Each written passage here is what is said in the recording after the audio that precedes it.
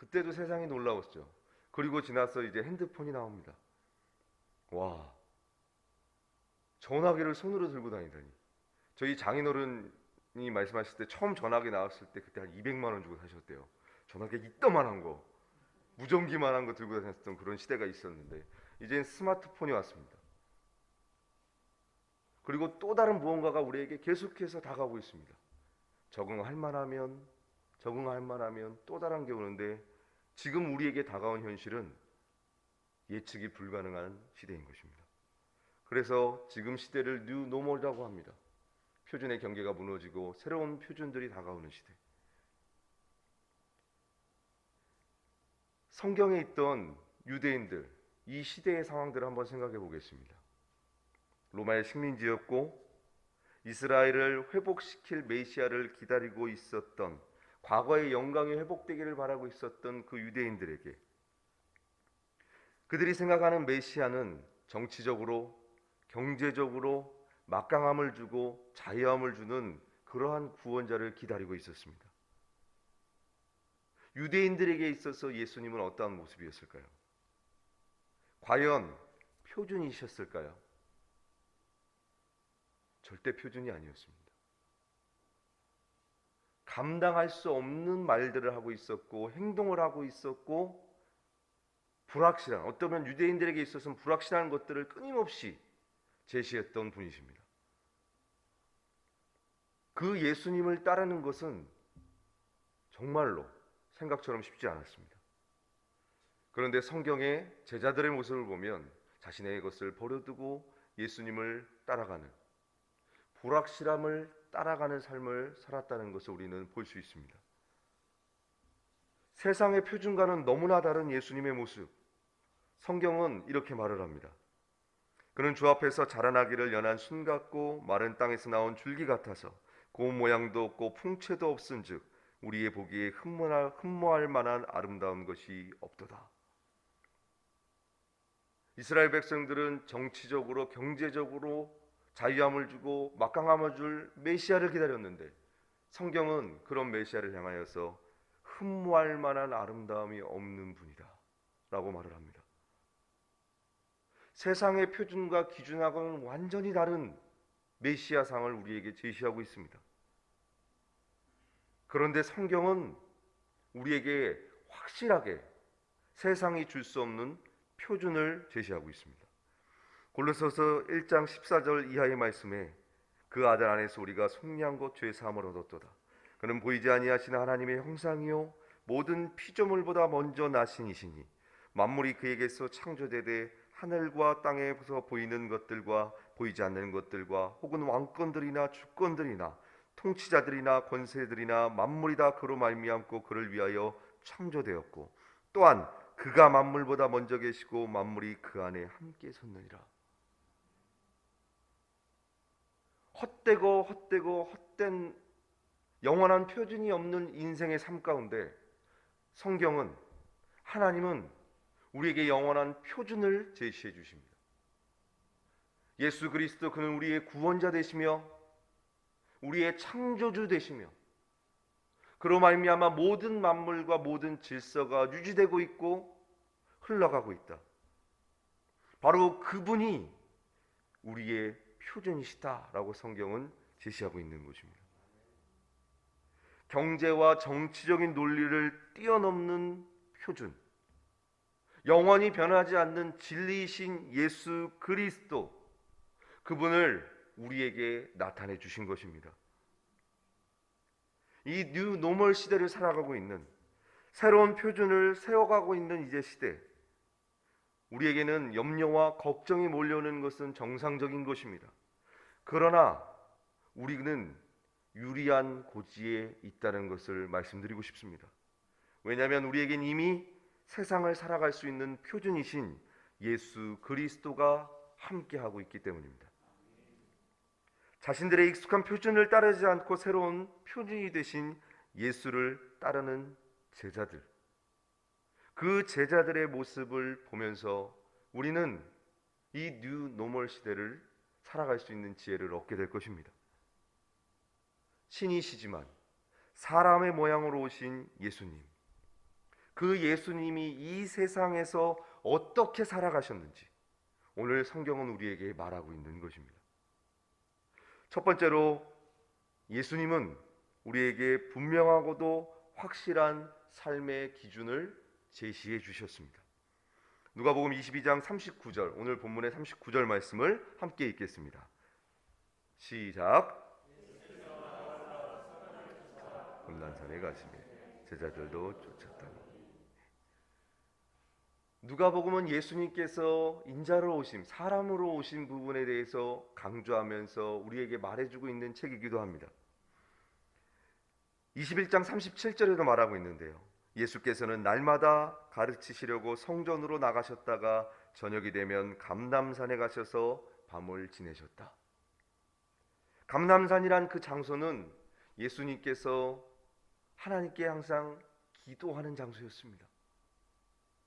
그가 습관을 따라 기도하셨다는 장면이 누가복음에는 조금 더 다른 복음서에 비해서 많이 나오는 편입니다. 제자들을 부르실 때에 밤새 기도하셨더라. 습관을 따라 나가 기도하셨더라. 시험에 들지 않게 기도하라라고 말씀하시면서 그의 삶에, 그의 인생 가운데 예수님께서 신이시지만 사람의 모습으로 오셔서 우리에게 보여주신 가장 모범적인 그 삶의 기준이 무엇이었냐면 바로 매일의 삶 가운데 기도라는 삶을 우리에게 주신 것입니다. 십자가로 나아가는 길목마다 겪어야 할 그 모진 핍박과 고난과 수치, 수많은 그 어려움들, 그것을 극복하고 주의 말씀을 따라서 나아갈 수 있었던 힘, 비결은 그것은 언제나 변함없이 하나님 앞으로 나아가는 기도의 모습이셨다는 것입니다. 우리의 인생의 삶 가운데 기쁨과 슬픔과 또 젊어서 열정이 있을 때, 올라갈 때가 있으면 내려갈 때가 있는 이 희노애락이 있는 삶, 한 번 죽는 것이 정해진 이 불확실한 삶 가운데 확실한 인생의 모범이 되신 예수님의 모습은 바로 기도하시는 모습이었다는 것입니다. 그 기도가 이 불확실 시대를 살아가는 우리의 삶 가운데 힘과 능력이 되는 모습인 것입니다. 두 번째로 예수님은 분명하고도 확실한 삶의 기준, 그 기도를 통하여 우리에게 강조하십니다. 시험에 들지 않기를, 믿음이 떨어지지 않기를 기도하라. 예수님의 그 기도의 삶을 통하여서 우리가 알아야 할 그 모습이 무엇이냐면 시험에 들지 않게, 다른 번역본에는 믿음이 떨어지지 않기 위하여 기도하라 라고 말씀하십니다. 오늘 본문 40절 41절 말씀을 읽어보겠습니다. 같이 읽습니다. 시작. 하늘어 저희에게 이르시되 시험에 들지 않기를 기도하라 하시고 그를 떠나 돌 던질 만큼 가서 무릎을 꿇고 기도하여. 아멘. 예수님은 본인의 삶 가운데서 끊임없이 제자들에게 기도하는 삶의 모습을 노출하셨고, 또 제자들에게 끊임없이 도전하신 것이 무엇이냐면 기도하라, 기도하라, 기도하라는 것입니다. 왜요? 시험에 들지 않게, 믿음이 떨어지지 않게.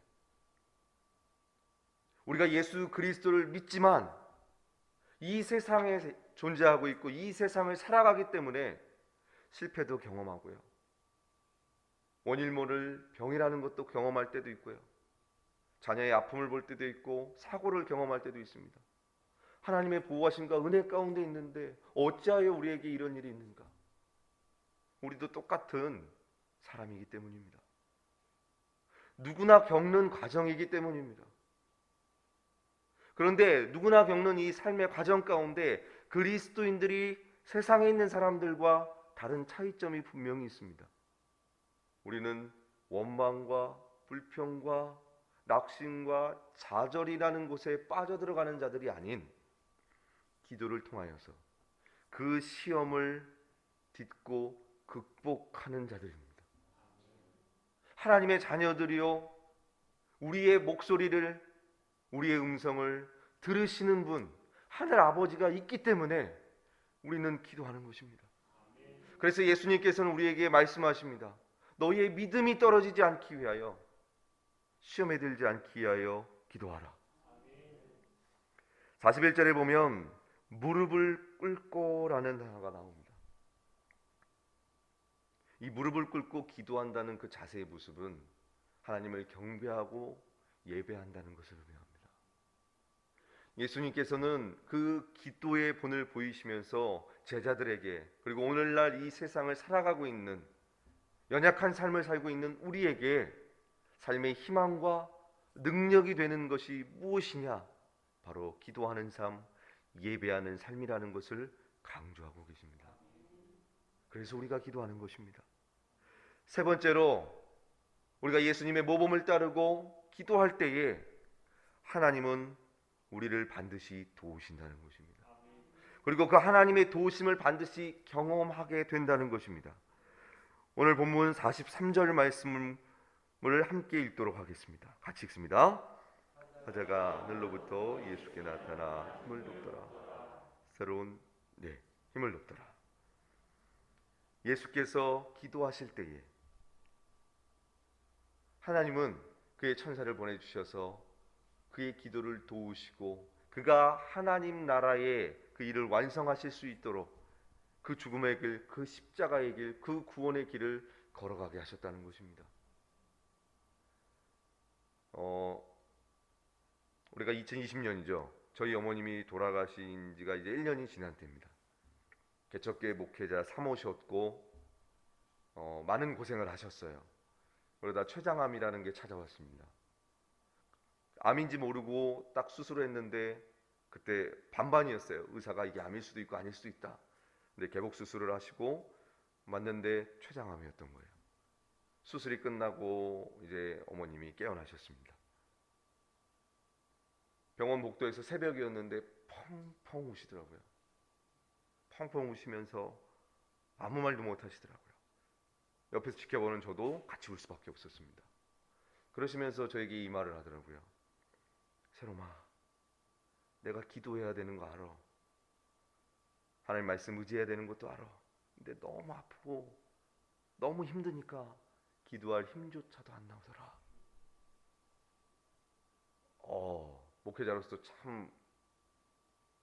목회자로서 회심을 경험하는 경험이었어요. 왜냐하면 저는 아픈 성도님이 있거나 어려운 분들이 있으면 이렇게 얘기했습니다. 기도 안 해서 그렇습니다. 말씀 의지하지 않고 주일 빠져서 그렇습니다. 제 기준으로만 바라봤던 거예요. 근데 우리의 삶 가운데 힘듦이 오고 아픔이 오고 괴로움이 오고 어떤 정말로 절망 가운데 상황이 오면 기도할 힘조차도 없는 상황이 오잖아요. 제가 그걸 보면서 깨달았어요.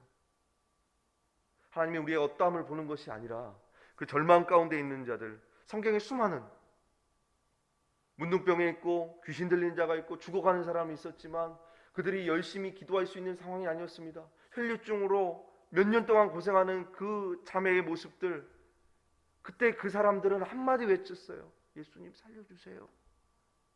크게 나왔을까요? 아니요. 소리를 외칠 수도 있었겠지만 그 한마디 음성을 주님은 들으셨다는 것입니다. 그리고 그 음성을 들으신 주님은 반드시 우리를 도와주셨다는 것입니다. 제가 그걸 깨닫게 되었어요. 시험에 들지 않게, 믿음이 떨어지지 않게 기도하라. 왜냐하면 나는 너를 돕기 원하기 때문이다.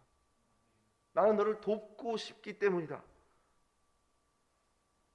예수님이 사람으로 오셔서 그 육체의 한계를 가지고 있어 배도 고프시고 졸리기도 하시는 그 상황 가운데서도 기도를 쉬지 않고 기도하셨던 이유, 하나님 아버지의 도우심이 없이는 하나님 나라의 일을 완성할 수 없었기 때문입니다.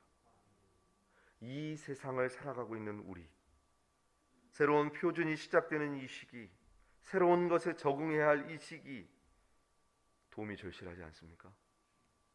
내가 경험했던 것이고 알고 있던 것이면 자신 있고 당당할 수 있어요. 그런데 모든 것이 불확실성 돼버린 시대를 살고 있습니다. 도움이 절실한 이때에 사람에게서, 경제에게서, 정치에게서 도움이 오지 않습니다. 오직 우리를 구원하신 그 하나님의 은혜로 말미암아 우리는 이 세상을 살아갈 수 있는 것입니다. 기도할 때에 하나님의 도우심을 경험할 수 있습니다. 하나님의 도우심을 마음껏 경험할 수 있는 것, 기도인 것입니다. 그 기도를 하되 우리는 포기하지 않고 오늘 본문 44절 말씀까지 44절 말씀처럼 예수께서 힘쓰고 애쓰고 더욱 간절히 기도하시더니 땀이 땅에 떨어지는 핏방울같이 되더라. 이 세상이 예배하는 우리의 모습을 보고 핍박을 하고 욕을 할지 모를지라도 예수님도 그랬고 제자들도 그랬고 그 시대에서 소외당하고 핍박받고 억울하고 누명 쓴 예수님과 제자들의 모습을 보면서 우리가 기억해야 할 것, 그 모든 상황 가운데서도 기도가 쉬지 않고 그분은 기도하셨다는 것입니다. 사람의 모습으로 오신 예수 그리스도, 그는 기도하시는 분이셨습니다. 이처럼 우리의 인생, 사람들은 어떤 삶을 살아가야 하는가? 예수님이 기도하신 것처럼 기도하는 삶을 살아가야 됩니다. 왜요? 예수님이 기도하셨기 때문입니다. 무릎을 꿇고 예배하고 기도하는 자들에게 하나님께서는 진동치 못할 나라, 하나님의 나라라, 그 영원한 나라의 임재하심을 주실 것이고, 이 불안한 시대를 살아가고 있는 우리에게 그리스도의 평강과 은혜로 가장 선한 길로, 가장 확실한 길로 우리를 인도하실 것입니다. 오늘 이 아침 우리 함께 기도하기를 원합니다. 왜요? 예수님이 매일 기도하셨으니까. 그 모습 그대로 불확실한 시대를 살고 있는 우리에게 확실한 표준이신 예수 그리스도, 그분을 따르게 하시고 예수 그리스도께서 주신 지혜로 이 세상을 사랑하는 저와 여러분, 우리 모든 바이셈 공동체가 될 수 있게 해달라고 우리 시간 주여 외치신 후에 함께 통성으로 기도하겠습니다.